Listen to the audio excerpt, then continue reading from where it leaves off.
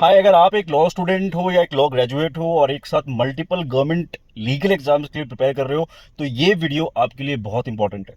Judiciary, CLAT PG, most government legal exams या UGC net या फिर एआईबी, इनके नाम तो डेफिनेटली अलग हैं, एग्जाम्स भी अलग होते हैं, लेकिन इंटरेस्टिंगली जो सिलेबस है वो 60 to 70% कॉमन होता है लॉ का।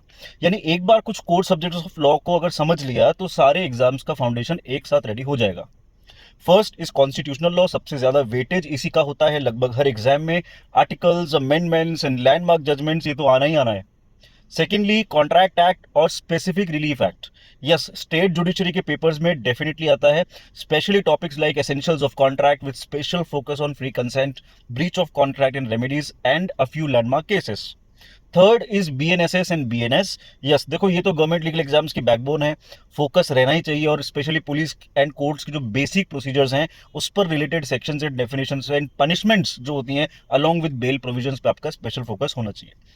Fourth is evidence act, that means BSA. Now यहां से आपको मिलेंगे सीधे application based questions.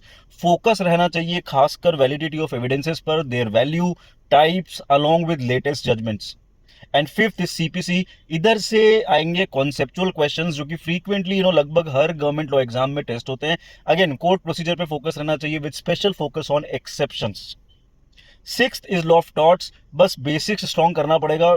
Maxim's, negligence, strict liability and remedies थोड़ा अच्छे से करना है, and then it is done. And lastly is jurisprudence, focusing more on the schools of law, concept of rights, ownerships, possession, among others. तो इन subjects को अगर आपने अच्छे से रेडी कर लिया तो मल्टीपल एग्जाम्स आप एक साथ क्रैक कर सकते हो। All the very best.